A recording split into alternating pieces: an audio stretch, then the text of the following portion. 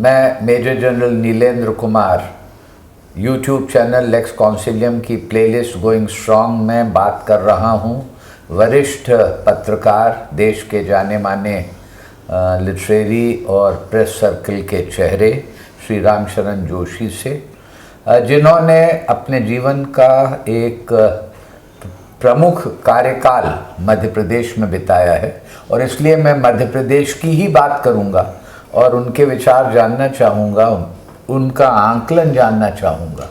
मध्य प्रदेश के दो नाम के बारे में, पहले अर्जुन सिंह जी और उसके बाद उमा भारती। तो सबसे पहले श्री अर्जुन सिंह। देखिए, मध्य प्रदेश मेरी कर्मभूमि रही, जन्मभूमि राजस्थान। आज जो भी मेरी पहचान है उसका एक बड़ा श्रेय मध्य प्रदेश, यूनाइटेड मध्य प्रदेश को जाता है। और इसके बाद जब अर्जुन सिंह जी और उमा भारती जी के बारे में बात की, अर्जुन सिंह जी से निश्चित ही मेरे अच्छे संबंध रहे और उसकी वजह ये थी कि हम कई सारे मामलों में एक समान विचार हम दोनों के रहे। यानी अर्जुन सिंह जी ने एक बहुत शुरू में कह दिया था कि आप ना तो कांग्रेसी हैं ना कभी होंगे, इसमें मैंने कहीं लिखा भी है। तो अर्जुन सिंह जी मेरी सीमाओं को, मेरी वैचारिक प्रतिबद्धता को वो जानते थे। इसे ध्यान में रख कर के ही मुझसे वो बात किया कर। क्या कारण था उनकी लोकप्रियता का? उन्होंने देखिए, उनकी लोकप्रियता ये थी कि वो शुरू में, देखिए आपको तो मालूम है, वो सामंती घराने के थे। चोरहट के मैं उनका वो घर भी देखा मैंने, सामंती जागीरदार वगैरह के।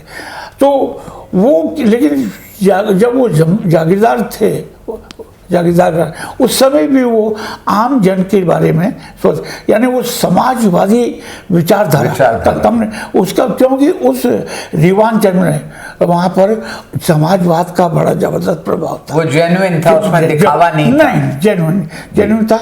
और इलाहाबाद यूनिवर्सिटी के वो प्रोडक्ट, तो समाजवाद के संपर्क में वो बहुत पहले आ गए थे। और इसके बाद फिर उन्होंने धीरे धीरे मार्क्सवाद को, सभी विचारधारा प्रशासक के रूप में, और एक बहुत अच्छे कुशल प्रशासक थे, बहुत ही प्रभावशाली। मेरा तुमसे मध्य प्रदेश हो चाहे केंद्र में हो, हाँ, मध्य प्रदेश में एक अच्छे चीफ मिनिस्टर रहे। कम खाने की कमियां तो देखिए हर एक में कुछ रहती हैं, और केंद्र में भी वो रहे। और वो कट्टर सेक्युलरिस्ट थे। ये नहीं कि वो जनसंघ से, संघ से कुछ उनको नाराजगी, लेकिन और उसके कट्टर राष्ट्रभक्त थे।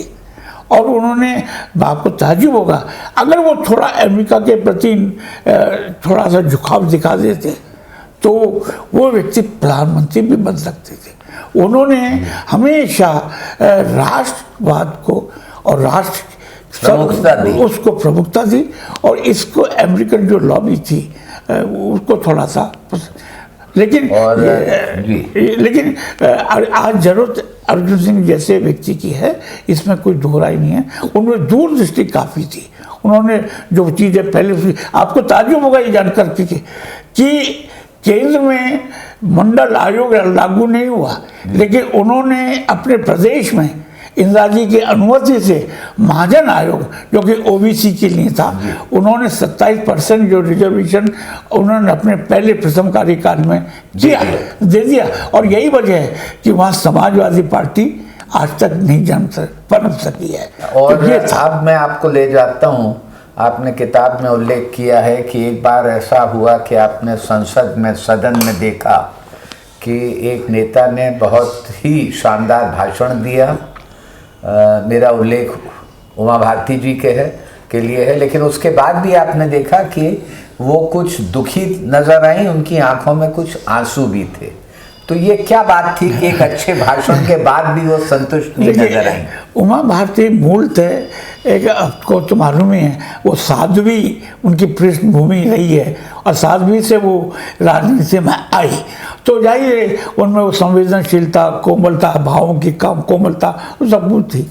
इसके बाद जब वो एमपी बन गई, और तो लोकसभा में एक बार उन्होंने, जहाँ तक मुझे याद है मैंने लिखा भी है इसका, उन्होंने माधवराव सिंधिया जी की जमकर के आलोचना की, बड़ी तीखी आलोचना की, और सब लोगों ने पसंद भी किया। उनका बड़ी अच्छी ऑरेटर थी उमा जी।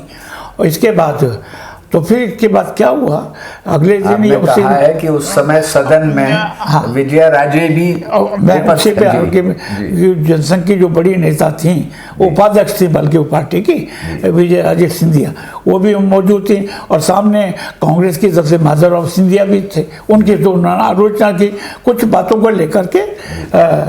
इसके बाद जब ख़त्म हो गया तो फिर इसके बाद शायद उसी दिन या अगले दिन ऐसा, वो लाइब्रेरी में बैठी हुई थी, मैं उधर से गुजर रहा था, मैं भी उनके पास पहुंच गया। मैंने कहा क्या माँ, मैंने उनको बताया जी कि माँ जी आपने तो कल भाषण जम करके दिया और सारे प्रेस ने आपकी तारीफ की। तो कहने लगी अरे जोशी जी क्या मेरी तो फौजियत हो गई क्या? मैंने क्यों, क्या हुआ? अब वो माता जी वो उनको विजय राजे को माता जी कहती थी संबोधन जी। हाँ वो तो बड़ी नाराज है। मैंने क्यों नाराज क्यों है? आप तो जनसंघ बीजेपी की जो नीतियाँ हैं उसके अनुसार ही आपने बोला। अरे भाई देखिए, दोनों माँ बेटे तो हैं, वो आप माँ है, माँ का दिल तो उसको तकलीफ हो ही रही थी। सिंधिया जी ठीक है आज कांग्रेस पार्टी में है, माधवराव सिंधिया, लेकिन माँ तो उन्होंने कहा मुझसे, उमा वो तो ठीक है लेकिन इतनी कड़ी आलोचना मत करो, तुमको बहुत दूर तक जाना है अभी है उसको। तो फिर वहाँ सुमा जी कहने लगी, तब समझ में आया कि ये माँ बेटे का रिश्ता क्या हो, कैसा होता है। ये था उमा जी का किस्सा। ओके, धन्यवाद। देखते रहिए, इसी तरह की बातें और आगे भी होंगी।